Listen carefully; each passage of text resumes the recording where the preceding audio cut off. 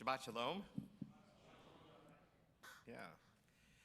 Jewish law, as you probably know, requires us to separate meat from dairy foods. We're not allowed to eat them at the same meal. So for those of us who keep kosher, we would not put butter on our potatoes if we're eating steak at the same meal. At a kosher catered restaurant or event, if you want to serve parve margarine with potatoes, you would need to have some kind of a sign on the table that indicates that it's margarine and not butter. Now, you might think that it's enough that the event is catered by a kosher kitchen. Who would suspect a kosher kitchen to serve butter at a steak dinner? But most kosher supervisors would actually require the kitchen to put a sign on the table to clarify and clearly state that the yellow stuff on the table is actually parve margarine and not butter. Why is it necessary to take this extra precaution? Because someone might think that they're eating butter with their steak, and even the appearance of violating the laws of kashrut is a problem. In rabbinical school, I started wearing a kippah pretty much everywhere in public. Sometimes I forget to put one on, but for the most part, I wear one. When I go out to eat at an unsupervised restaurant, I only eat fish or dairy foods. I don't eat meat unless I'm at a kosher restaurant. That's my compromise with kashrut standards. I know many conservative Jews who follow this practice, including perhaps most conservative rabbis in the United States. When I first started doing that, I had some hesitation. Should I take my kippah off when I eat at an unsupervised restaurant? Would I be giving the wrong impression to someone who knows the laws of kashrut that maybe this restaurant is actually kosher? Otherwise, why would a pious-looking Jew be sitting here and eating? In the end, I decided that I felt more uncomfortable taking my kippah off than I did wearing it. I like wearing my kippah because it's an obvious sign to others that I'm Jewish. And I know that when I wear it, it reminds me to behave with respect and dignity for others, hopefully, most of the time. After all, if I do something rude or inappropriate, I know, because I'm wearing a kippah, that it reflects badly on all the Jewish people. Now, I'm not saying I'm always perfect, but I still forget myself from time to time. But I think it helps me to behave better in public, and that's an important value for me.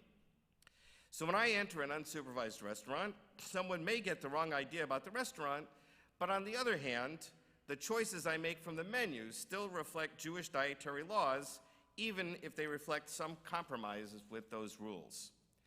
And at least in Houston, I don't think anyone would assume the restaurant's kosher just because I'm sitting there eating. It's a conscious decision I make, whether someone agrees with me or not. The Jewish tradition teaches us not to judge others by appearances, but rather to try and understand their life situation before jumping to conclusions. In Pirkei Avot, for instance, it says to judge everyone with the scale tipped in his favor, dan lekaf zchut.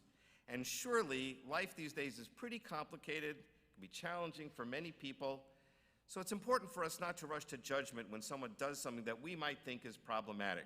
We don't know what's going on in their life, what's going on in their homes.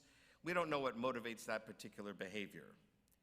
But on the other hand, when we consider our own actions, what is appropriate for us to do ourselves, it's important not just to know that we didn't violate a specific law, for instance, but that we do not even give the appearance of violating a law or a social norm.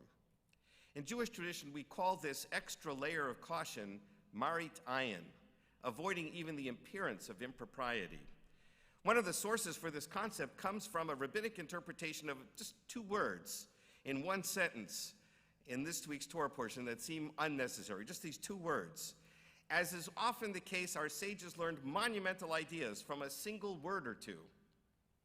So in the Torah portion this morning, Moses is designating which territories will be given to which tribes as they conquer the land. But two tribes, Reuben and Gad, object to this plan. They have cattle.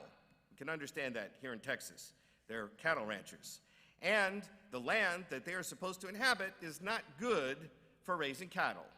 So they suggest that they will settle on the east side of the Jordan River, which is more suitable for cattle raising.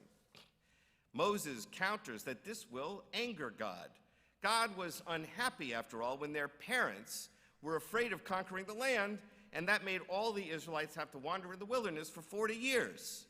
They were condemned to this wandering incessantly for 40 years. They all died out in the wilderness. If these two tribes refuse to participate in the conquest, God's going to get angry again, and all the Israelites will once again be punished. The entire enterprise will be doomed. But, says Moses, if you send all your soldiers into Israel and help the other tribes, v'nichbasha ha'aretz lifnei Adonai, and the land is conquered before Adonai, va'achar tashuvu, and afterwards you then return to the eastern side of the river. And here's the key phrase, v'item nikiim me Adonai mi Yisrael. Then you will be clear before Adonai and before the other tribes of Israel. And on that last compound word, mi Yisrael, and before Israel, the rabbis ask, why did Moses need to say that one word? Isn't it good enough that they should be cleared before God to know that they did the right thing? They did what God wanted them to do? What difference does it make what other people recognize whether they did the right thing or not? And the answer our sages give us is that it is important what other people think about our actions. And they give the name Marit Ayin to this concept, Marit Ayin, which could be translated as how it appears to the eye. We should always strive to do what is right, for sure, but we must go that extra step as well to make sure that our actions are not only the right thing to do, but that they also appear to be 100% kosher, 100% appropriate, proper, and legitimate. Rabbi Irina Gritzveskaya is the director of our movement's Medreshet Shechter in Israel, an adult learning center for Israelis that teaches Jewish texts in Hebrew, Russian, English, and French. And a couple of years ago, she wrote on this week's Torah portion about Marit Ayin. She wrote about this story that the Talmud tells about the Avtinas family that was in charge of preparing incense used for the temple. It appears in Tractate Yoma, and the story tells how the brides from this family abstained from wearing perfume. And if the men were marrying women outside that clan, they also would not wear perfume. And the reason was because they wanted to ensure that nobody would suspect they were using incense from the temple for their own personal benefit. Therefore, they were clear before God and before Israel. It is hard to be aware of how our actions appear to others, she notes, but this is a very high standard that we need to hold to. And yet our tradition teaches us to be aware of how our actions appear to others. When I was a securities lawyer, I learned that if I knew information about a company that was not yet public, I could not trade stock in that company until the information was made public, because otherwise I'd be benefiting from inside information. I knew something about the company that others who owned stock in it or wanted to buy stock in it did not know. I was taking unfair advantage of information that was not public. Congress is now considering, finally, legislation that would prevent themselves from trading in individual stocks, because they are frequently aware of legislation that will affect the value of all kinds of corporations. They may be buying and selling stocks perfectly innocently and not thinking about the fact that they may be privy in their hearings to information that will affect the future of these companies, or that the legislation that they're about to pass will affect the value of these corporations. But even if their stock trades are perfectly innocent, it looks really bad. It looks to the public, the rest of us, like they are taking unfair advantage of their position and their inside information to make a profit or to avoid a loss at the expense of the rest of us. This, by the way, is a bipartisan problem, so I'm not picking on either party. It probably is very pervasive in Congress, and I'm hopeful that this legislation will pass. But in our own lives as well, we should try to make sure that we are doing not only doing the right thing, but that we appear to be doing the right thing for others, that others see us as doing the right thing. Being honest in our business transactions is also a matter of Marit Ayin. It's not just whether we comply with the law or within particular requirements of our contractual obligations. we should strive to also have the appearance of propriety and fairness. And in the end, I think that is good business practice because people will know that you're an honest and reputable person. You will develop a reputation of being someone people can trust. So is it right for me to wear a kippah and eat at an unsupervised restaurant? Perhaps it depends on where I am at the time.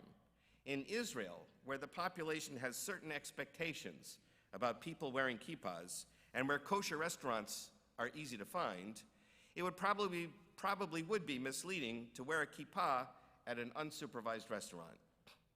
But here in Houston, my thinking is that it's different.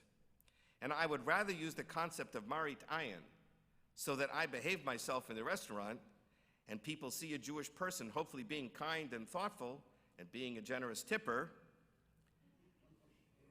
But of course, I would never consider eating bacon, lettuce, and tomato sandwich there, or lobster, or pork sausages.